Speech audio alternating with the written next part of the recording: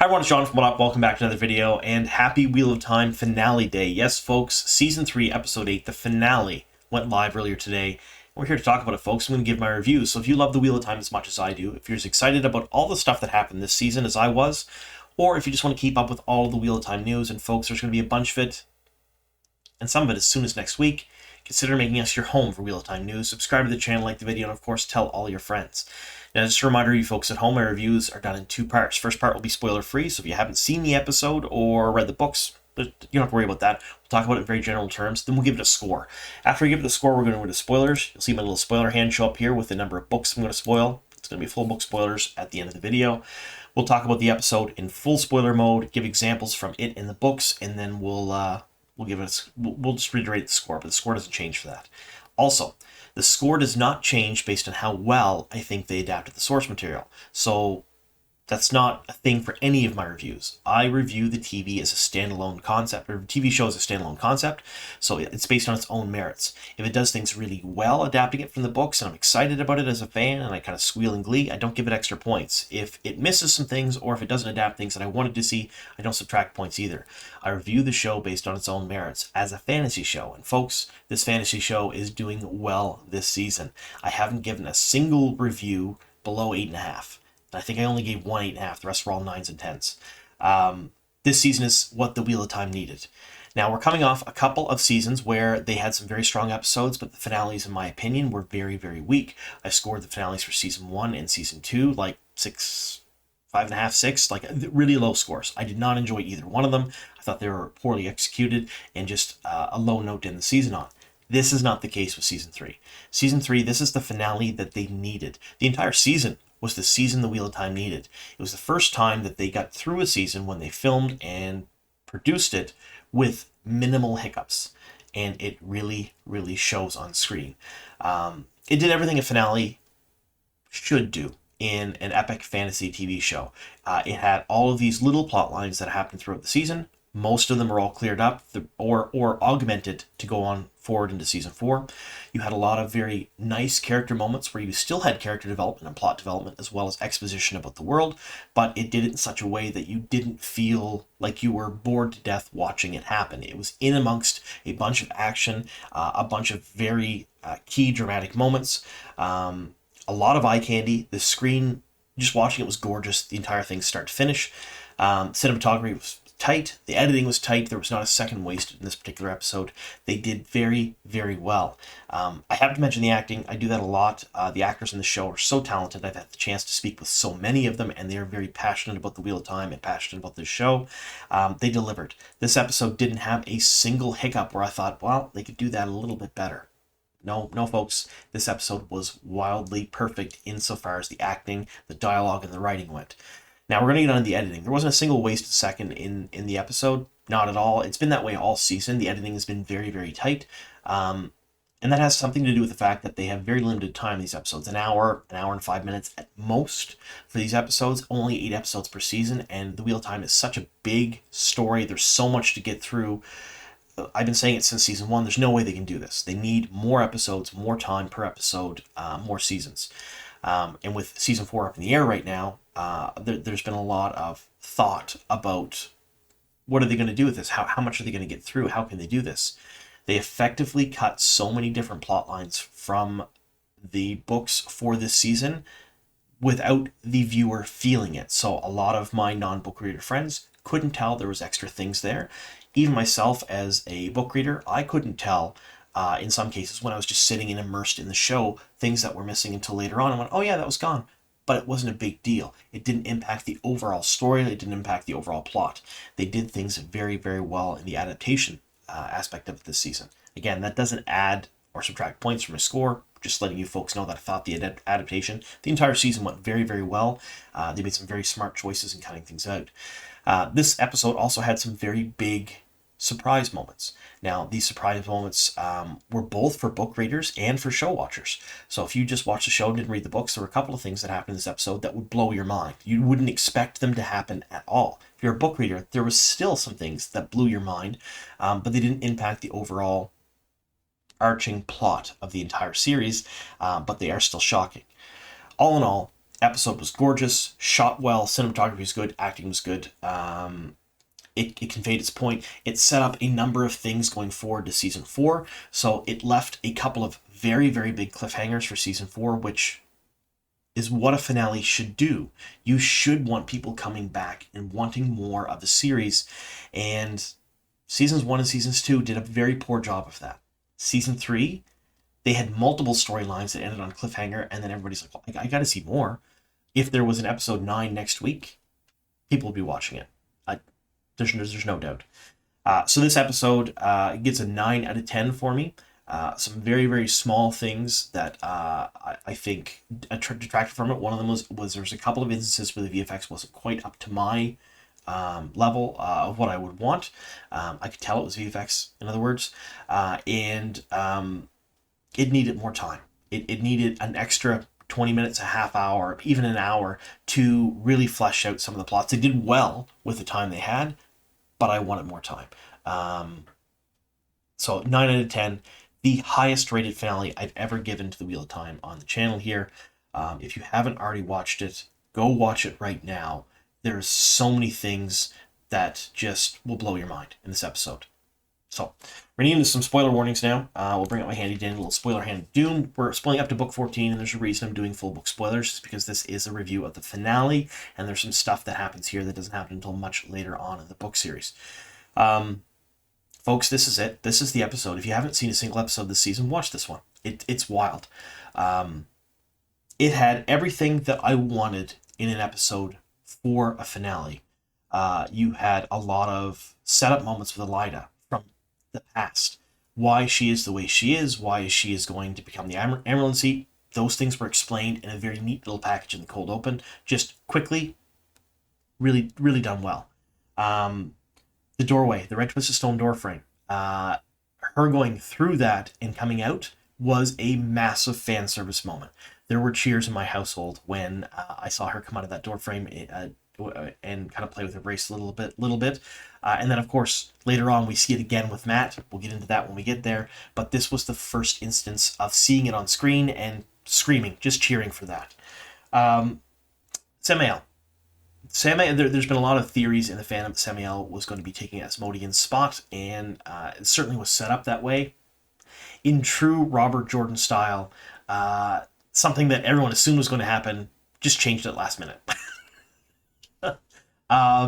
Seeing Malkedian take him out, first instance that we've seen of her being that way towards another Forsaken, other than Lanfear in the ending scene of season 2, but she didn't actually hurt Lanfear. She threatened her a bit, but her actually killing another Forsaken, seeing that on screen, and then seeing the other two Forsaken, Lanfear and Robin, kind of talk about it a bit. Chef's kiss, pure gold. I love seeing that. Layla Costa, who plays Malkedian, is quite possibly one of the best sleeper actresses of this season. I didn't expect this kind of performance from her at all. I've been pleasantly surprised every time she's on screen, and Malkedian has become one of my favorite characters in the show. There's a ton of little fan service moments, and again, these don't add or detract from my score, but there are things that happened in this episode that were put in there specifically for book readers, just to give them a little smile and a nod. Matt using the Cirsa, which are chopsticks, they're called Cirsa in the Wheel of Time, and being frustrated about it, pulled straight from the books. A lot of little moments like that were just like, they didn't have to add them, but they added a little bit of flavor to the episode. So if you were a show watcher, you saw them, you kind of laughed a little bit. If you're a book reader, you're like, I remember that. That's nice to see, even though it does not impact the plot in any way, shape, or form, and it's not important at all. It's nice to put those little tidbits in there, those little Easter eggs for people, which, again, you'll see in my Easter egg video. Couple of big surprises. So the first big surprise I want to say is probably Swan's death. This would come as a shock to somebody who has been following the news or the leaks for quite some time. I've talked about it here on the channel for years now. I talked about it after the end of season 1, that there would be a couple of very big deaths of characters that would normally make it to the end of the series, but they're going to die first, which is totally understandable. It's going to happen. With 2,782 named characters in the Wheel of Time, they're going to have to start killing off characters that matter, that don't impact the plot in any great form or that other people can take over. We've seen it already with Uno. We've seen it with Loyal last episode. We've seen it this episode with Swan. And it makes sense because these are characters that they're spending time on screen that we know and love. They have very big emotional impact when they die on screen, which is huge for the show watchers. And it really doesn't affect the overall plot going forward of the books. None of them do, not really. Yes, they're there, they are in plot lines, but if they're gone, other people can definitely pick up their storylines and use them.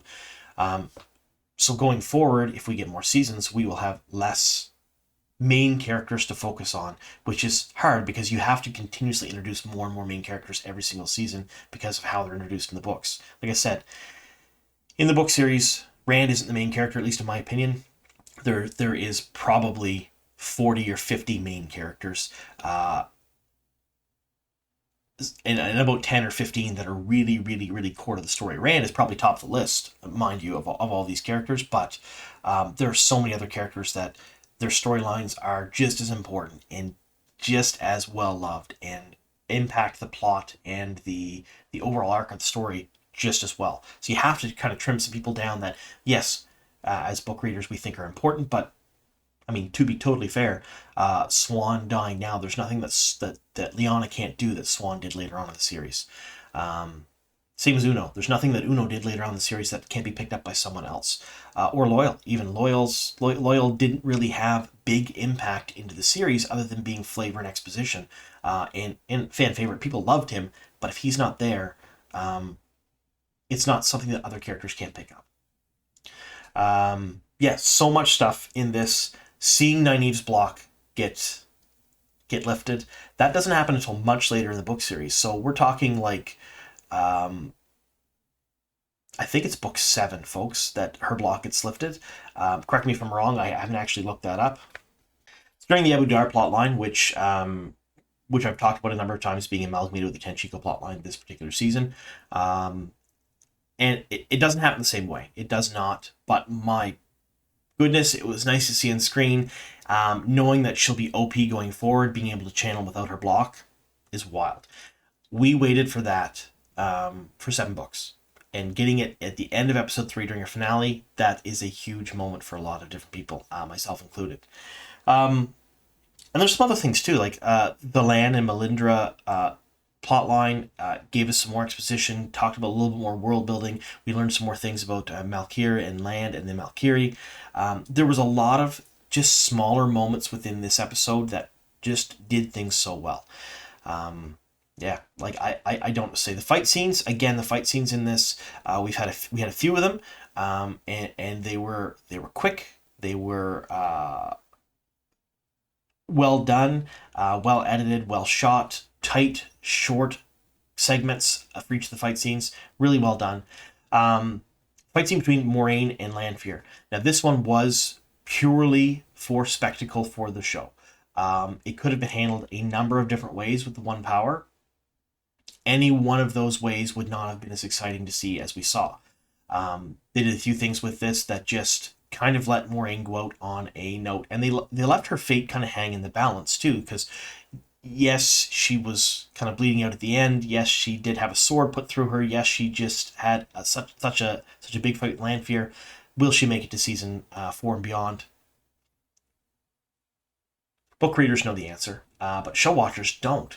And that's one of the things. This is another huge cliffhanger for the next season, and pretty much everyone who's read the books knows that she is not going to be around because she is missing from books 5 to like 13. She's gone for a good chunk of the book series because of her fight with Lanfear. She is effectively dead, but not quite dead. She's in a state of stasis in another dimension. But it's one of those things where we know that this is likely the end for Moiraine if you follow the news, because Rosamund Pike has left Prague. She's still an executive producer on the show. She's moved back to London. In the book series, we knew that she was gone. They used Moiraine as a big billable actress and a big name to draw eyes to the property, and now they can start shifting focus from her and going towards the Emmons Fielders, which they kind of have to do because Moiraine doesn't really have much storyline between now and much near the end of the books, and seeing the way they did the fight, certainly exciting. I watched it with a number of non-book readers a couple of different times, and they loved it. they thought it was the best thing ever. It was a high point for the season for them. It was the fight. The high point of the episode for me was Rand at the end making it rain. Just all the power, him just lost in it at Al Cardal, the Golden Bowl. Folks, this was a great episode. Great, great episode. I stand by my score. I'm happy I scored it a 9 out of 10. I'd like to give it a little bit higher, but again, like I said, there was a couple little nitpicky things. The nitpicky things that I had were small things, but again, they impacted things to me. When Nynaeve was wrapped up in a chain by Landrin, that pulled me directly out of that scene. That was done, in my opinion, not well. The VFX for that scene was done poorly. It's hard to make a chain look real and mobile and whatnot, but I felt like I was watching Spawn. If you folks don't know what Spawn is a comic book movie from the 90s, and he had chains as weapons, one of his many weapons. And it was about that level of animation. I didn't enjoy that. It pulled me right out of the immersion. It ruined the whole scene for me. That was a big one for me. And there was also a couple of other little things, nitpicky things during the fight scene with Moraine and Lanfear. I didn't really like how some of it was animated as far as the VFX goes. I get why they did it. What wasn't my jam. Didn't enjoy that as much. I would like to have seen less with the weaves, more with the people. If that makes any sense. But yeah, so 9 out of 10. Very, very strong finale all around. I super loved it. And for those of you out there wondering if I'm Canadian because I say super a lot, I've seen multiple comments about that in my last few videos. Yes, I am Canadian for those of you new to the channel. And yes, I do say super or 100% or that's wild a whole lot on the channel. I super do.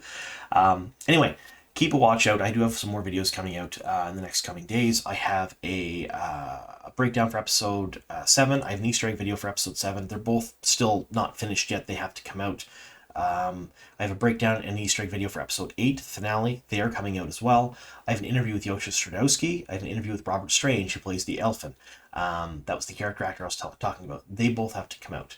I have a number of different plot videos for this whole season coming out. I have a full season review coming out. I have a full season Easter egg video coming out. There is a lot of things coming from What Up in the next few weeks, just based around this season. And I have been kind of hinting at news over the last little while. There is some news coming from What Up about other Wheel of Time projects. No, I don't know anything about the renewal just yet. I am doing a video on that as well, probably next week or the week after. I know some things, but the decision has not been made yet, folks, so I couldn't give you that. But there are other Wheel of Time projects out there now, and they are big, and they are in the finalization stages. If that makes any sense. So it's not a dream, or this is not an announcement of a thing that may happen. These are things that are happening. They'll be coming out in a few weeks too. There's a lot of stuff coming from What Up. So again, just because season 3 is over and season 4 is up in the air does not mean that I am not going to be making a ton of videos. I certainly will. I'm also going to be starting to do book reviews and a few other things here on the channel. That'll happen later on once I get down to about 1 or 2 Wheel of Time videos a week instead of 1 every day or 1 every second day. But yeah, lots coming from What Up. If you like that sort of thing, if you like nerdy stuff, if you like the Wheel of Time, if you want to keep up with the news, make sure you subscribe to the channel, click the notification bell. Thank you so much for sticking with us here to the very end. And folks, this season was a wild ride, and I want to thank every one of you for going along with me with it. Here's to many more.